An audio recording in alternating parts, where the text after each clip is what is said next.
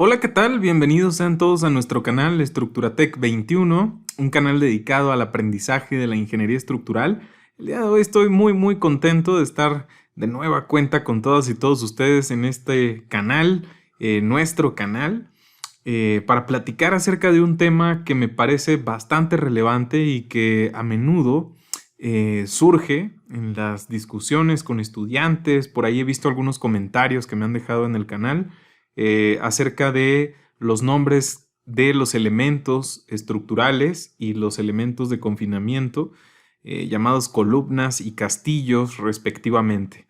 Y me gustaría tratar el día de hoy con ustedes este tema que me parece muy importante, discernir y entender la diferencia entre estos elementos. Acompáñenme pues en este nuevo video. Regresamos con las cuestiones de diseño estructural, en este caso de concreto y mampostería un poco. Así que si no se han suscrito al canal, pues ¿qué están esperando? Suscríbanse, denle clic ahí a la campanita que está abajo para que les lleguen notificaciones cada que suba un nuevo video. Y por supuesto pedirles todo su apoyo para que compartan, comenten y por supuesto apoyen este proyecto que hago con mucho cariño y mucho afecto para todas y todos ustedes. Así que vamos a comenzar, acompáñenme pues a esta nueva emisión de nuestro canal. ¿Castillo es igual a columna? Esa es la pregunta poderosa y fuerte en este video. Así que vamos a platicar acerca de las diferencias que existen entre estos dos elementos, para qué sirven, y les voy a, por supuesto, desarrollar un caso, un ejercicio comparativo para que vean cómo termina uno diseñando una columna y cómo termina uno diseñando un castillo, y que puedan ver las diferencias entre los elementos de esta naturaleza. Vamos pues a comenzar, sin más preámbulo, acompáñenme.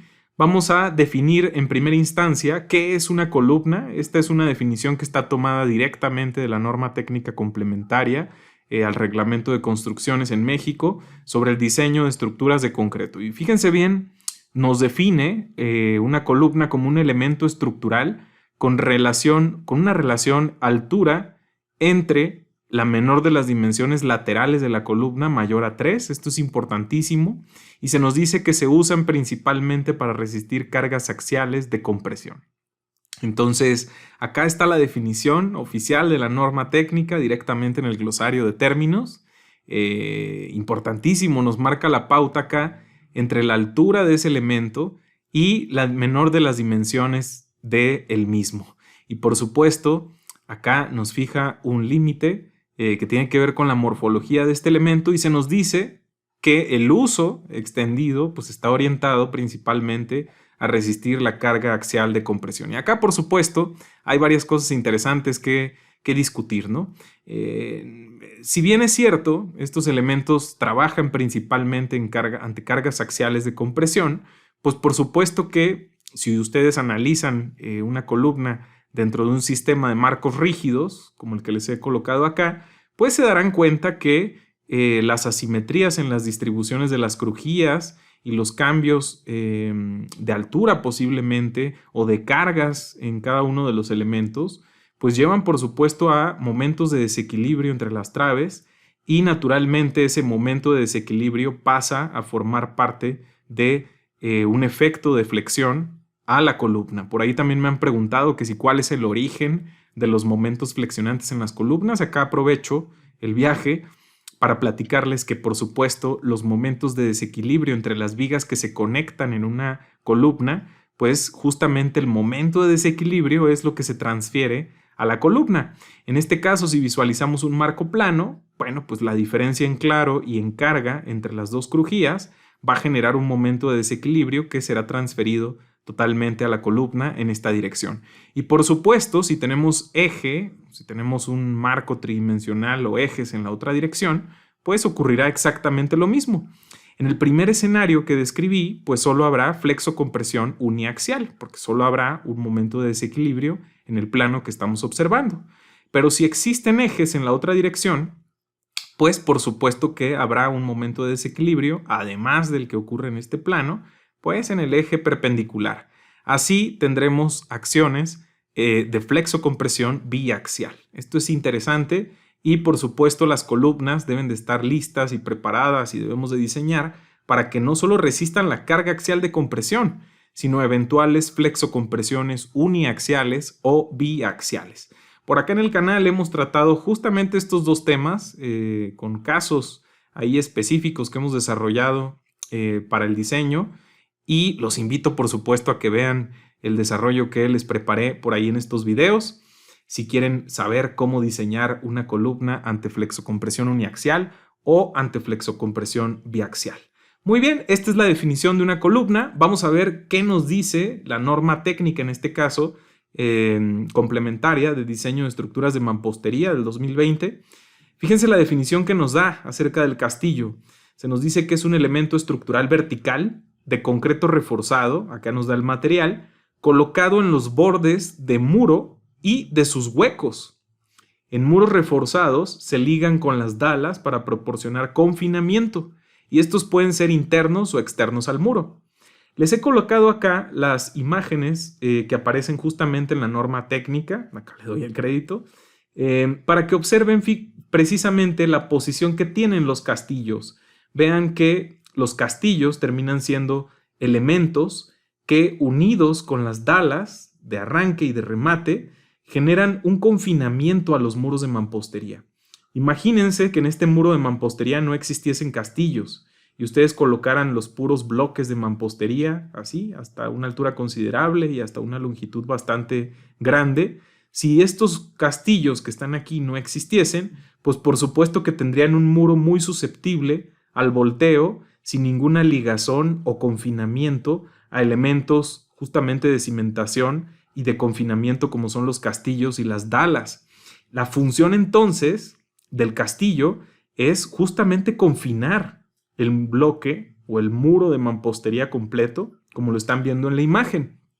Y ojo, se nos dice que van colocados no solo en los bordes o extremos de muros, sino en los huecos o aberturas. Acá vemos castillos alrededor de las ventanas, alrededor de las puertas, para confinar precisamente y evitar agrietamientos por ahí a 45 grados en estas aberturas.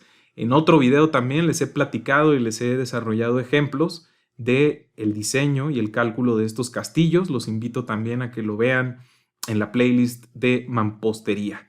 Entonces, si se dan cuenta, existe una diferencia conceptual importante entre un castillo y una columna. A menudo se ve una confusión en el uso del lenguaje y, peor aún, en el tratamiento en torno al diseño de estos elementos, y cumplen, como lo ven, distintas funciones específicas. En el caso de la columna se transfieren efectos de carga axial, producto de cargas en un sistema de marcos rígidos, por ejemplo, y también momentos flexionantes. En el caso de un castillo es solo un elemento que confina mampostería o muros de mampostería en un sistema estructural que está basado en mampostería. Entonces es importante que se entienda, el castillo incluso, dice acá la definición de la norma, puede ser externo, como lo vemos acá, pero también puede ser interno. Es decir, podemos no verlo físicamente y podemos armar en estos vértices, entre los bloques de mampostería, se pueden colocar, si estos son huecos, armados de refuerzo vertical, y naturalmente se puede colar concreto en el interior. Por ahí también he tocado este tema en un video sobre refuerzo interior. Entonces es importante primeramente entender la diferenciación entre los conceptos. Y ahora lo que vamos a hacer es hacer un recorrido en un caso particular o en casos particulares acerca de lo que nos pide la normativa como mínimos para poder diseñar estos elementos. Y vamos a empezar con el caso de la columna para que vean las diferencias. En la parte de la izquierda van a observar lo que corresponde a una columna y en la parte de la derecha vamos a analizar lo que le toca a un castillo. En el caso de la columna, interesante, en el escenario de ductilidad media, la dimensión transversal de las columnas debe de ser por lo menos de 25 centímetros según nuestra norma. Entonces, en el caso de las columnas, para que puedan nombrarse como columnas y para que puedan diseñarse como tal, deben de tener dimensiones de al menos 25 centímetros en cada lado. ¿Qué pasa en el caso de los castillos?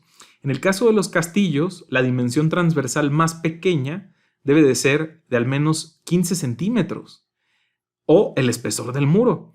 Entonces, al menos debe de aparecer 15 centímetros, estos son mínimos, repito, y de entrada vemos que las dimensiones entre una columna y un castillo pues son bastante distintas. Una columna ustedes la pueden hacer mucho más grande, un castillo normalmente se supedita a las dimensiones de ancho de muro y no puede ser menor a 15 centímetros como lo vemos.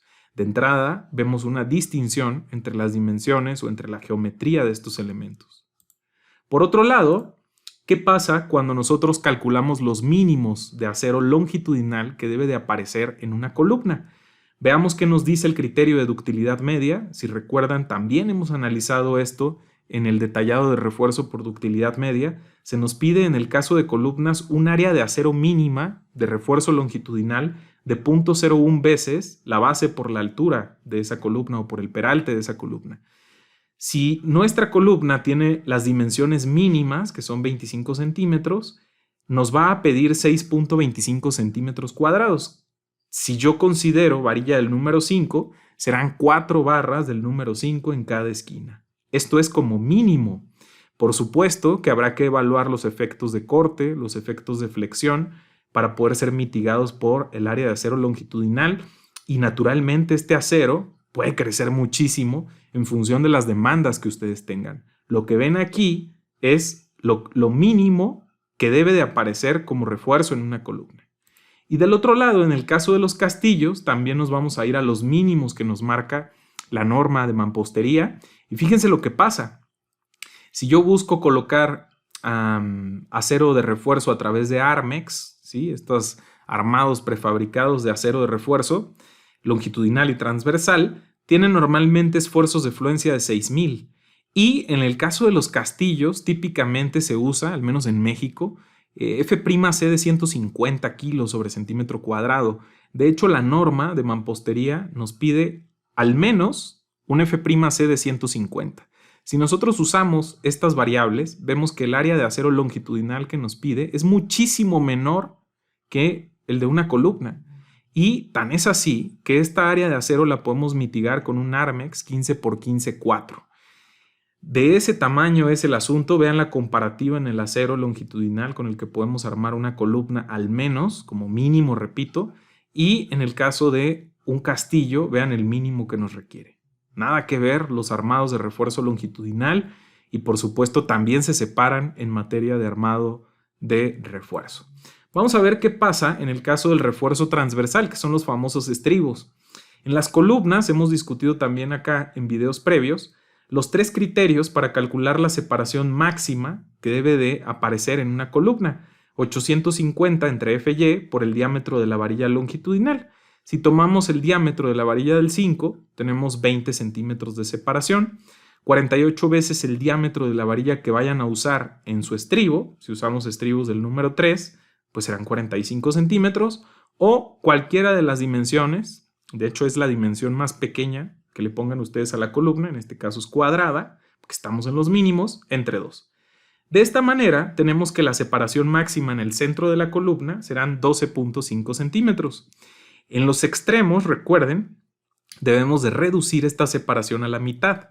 Quiere decir que una columna con estas dimensiones debe de tener estribos del número 3 a cada 12 centímetros en la parte central y a cada 6 centímetros, que es el límite de separación mínima, en los extremos. Interesante, recuerden que la varilla más pequeña que podemos usar es para los estribos, la varilla del número 2.5, que en México es poco comercial y por eso empezamos o solemos comenzar nuestro diseño con varilla del número 3, como lo ven acá. Entonces, bastante acero de refuerzo transversal en una columna de 25 centímetros de cada lado. Vamos a ver qué pasa del otro lado en los castillos. En los castillos la regla es todavía más simple, o 200 milímetros, que son 20 centímetros, o 1.5 veces el espesor del muro. Si ese espesor de muro son 15 centímetros, pues tendremos 22 centímetros. Nos quedamos con la más pequeña de las dos y por lo tanto la separación máxima que debemos de adoptar en un castillo pues son 20 centímetros.